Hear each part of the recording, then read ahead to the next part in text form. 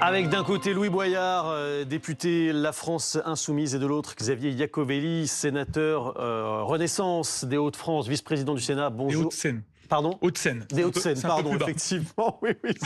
Et puis bon, les Hauts-de-France, c'est pas une circonscription, c'est une région, évidemment. Bonjour à tous les deux. Bonjour. Merci d'être là dans cette actualité qui est dominée notamment par les images qu'on a vues hier en Espagne, sur l'arrêt de la Vuelta, avec ces manifestants qui ont empêché la Vuelta, le Tour d'Espagne, donc, de se terminer, avec des affrontements qu'il y a eu également avec les forces de l'ordre. Ça a été assez musclé du côté du Tour d'Espagne. Et écoutez comment a réagi le chef du gouvernement espagnol juste après, Pedro Sánchez. Je tiens à exprimer notre reconnaissance et notre respect absolu envers les sportifs, mais aussi notre admiration pour le peuple espagnol, qui se mobilise pour des causes justes, comme celle de la Palestine. Voilà, l'admiration de Pedro Sánchez après ces images de violence qu'on va voir et d'affrontements. Louis Boyard, est-ce que vous êtes d'accord avec Pedro Sánchez et est-ce que vous aussi vous êtes admiratif de ces manifestants ou pas ? Bien sûr, nous sommes dans un moment de l'histoire. C'est-à-dire que nous avons sous nos yeux le premier génocide filmé en direct. Et ce génocide est fait avec une complicité occidentale, dans la mesure où le président de la République américain, Donald Trump, est celui qui envoie toutes les armes avec lesquelles s'effectue le génocide. Mais quel rapport avec le Tour d'Espagne ? C'est-à-dire que quelle autre méthode nous avons pour réussir à mettre fin à l'horreur et au massacre ? La question n'est pas de se donner bonne conscience. La question est que là-bas, on a des millions de personnes qui sont en situation de famine, des femmes, des enfants, et que les États-Unis continuent d'envoyer des armes avec la complicité, par exemple, d'un pays comme la France. Alors, chaque fois qu'il y a des gens qui se mobilisent et qui disent « vous ne le ferez pas en mon nom », ces gens honorent l'histoire. Et c'est pourquoi moi, je veux les remercier et les féliciter. Xavier Iacovelli, est-ce que vous les félicitez également, ces manifestants qui ont interrompu la Vuelta ou pas ? Moi, je pense qu'on peut soutenir la cause palestinienne, on peut soutenir la volonté d'avoir un État palestinien, on peut dénoncer la disproportion dans la réponse du gouvernement Netanyahou. Mais honnêtement, je vois pas l'intérêt aujourd'hui de bloquer des manifestations sportives, de faire des manifestations qui détériorent les biens publics, de se mettre en conflit avec les forces de l'ordre. Honnêtement, je suis pas sûr que c'est ça qui fasse bouger un iota le gouvernement de Netanyahou.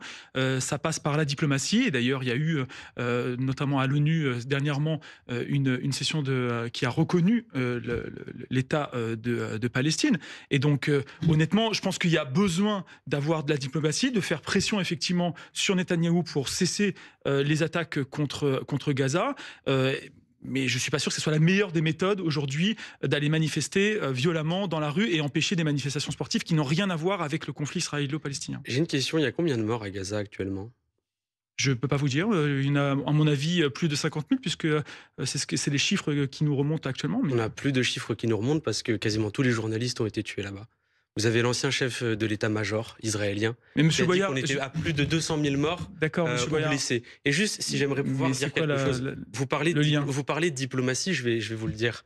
Quand vous avez deux fois M. Netanyahou qui survole l'espace aérien français alors qu'il est sous mandat d'arrêt international, Macron se rend complice de ce génocide. Quand vous avez les dockers de Marseille qui eux-mêmes doivent arrêter des bateaux qui portent des pièces pour des fusils mitrailleurs et que l'Élysée n'a rien fait, c'est les salariés qui doivent le faire. Alors oui, la France est complice du génocide. Non mais là on parle pardonnez-moi, mais on n'est même pas capable de donner les chiffres du nombre de morts à Gaza. Permettez-moi de vous dire que vous avez une grande légèreté par rapport à ce qui est en train de se passer en termes de légèreté, pardonnez-moi, mais enfin je pense pas que la France insoumise ait des leçons à donner au gouvernement français et aux parlementaires français, vu l'état de vos compétences, y compris en termes d'économie. Monsieur Coquerel en a fait la preuve encore dernièrement. Oui, alors ne mélangeons pas tous les sujets s'il vous plaît. Il y a eu ce débat qui a été lancé également par Olivier Faure hier soir parce qu'il a relayé ces propos de Pedro Sánchez qu'on a vu il y a quelques instants et il appelle les maires de France à arborer le drapeau palestinien le 22 septembre, donc le jour de la reconnaissance de l'État palestinien par la France.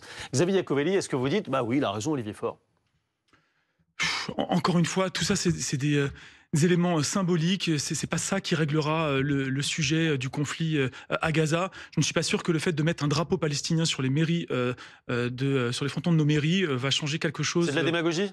Oui, c'est du populisme, c'est de la démagogie. Je ne suis pas sûr, encore une fois, que ça fasse avancer. Et encore une fois, on peut être favorable à la création d'un État palestinien sans pour autant mettre le drapeau palestinien partout. On a vu un certain nombre de manifestations aujourd'hui, dernièrement, sur la question franco-française de l'économie, sur la question du chômage, sur la question du pouvoir d'achat, avec des drapeaux palestiniens. Je ne suis pas sûr, encore une fois, que ce soit le lieu pour mettre un drapeau palestinien. Oui, Bayard.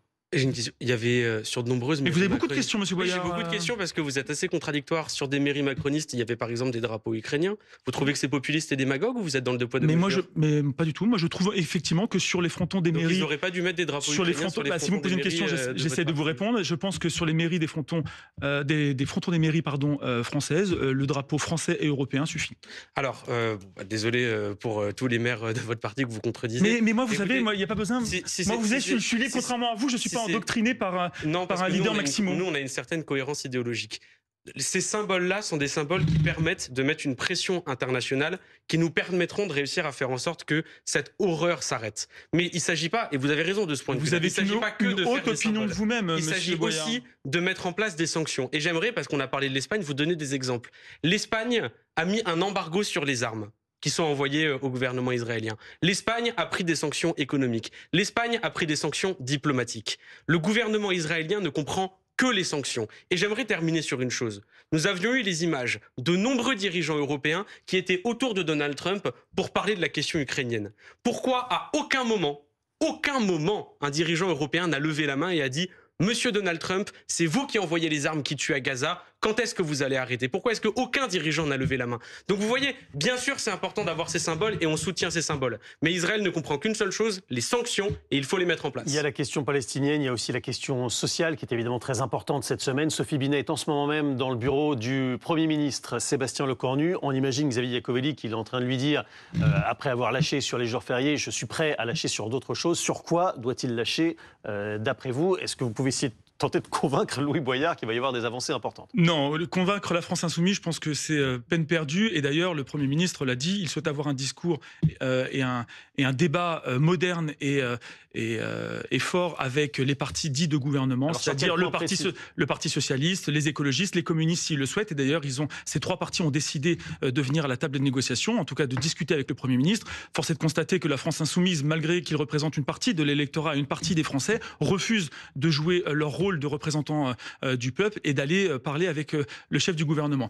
Donc oui, il y a effectivement des négociations à mener, comme il va le mener avec l'ensemble des groupes politiques. Il y a des avancées qui vont être concrètes. La suppression effectivement de ce qui était la suppression des 2 jours fériés, je pense que c'est une avancée qui était demandée par l'ensemble des groupes politiques, y compris du bloc commun. Il y a la question aussi des retraités, l'abattement des 10%. Moi, je souhaite effectivement qu'on puisse revenir, ou en tout cas sur la jauge, on puisse revenir sur la question de l'abattement des 10%. Il y a à mon sens aussi tout l'aspect sur la prévention, notamment sur la santé, pour avoir des coûts in fine moins importants, mais ça demande aussi du courage politique sur du long terme et pas seulement sur des mesures d'urgence. Et les grands débats, à mon avis, devront être tranchés en 2027 pour l'élection présidentielle et jouer pour l'instant sur la question de l'urgence. Moi, on n'a pas le temps d'avoir jusqu'à 2027.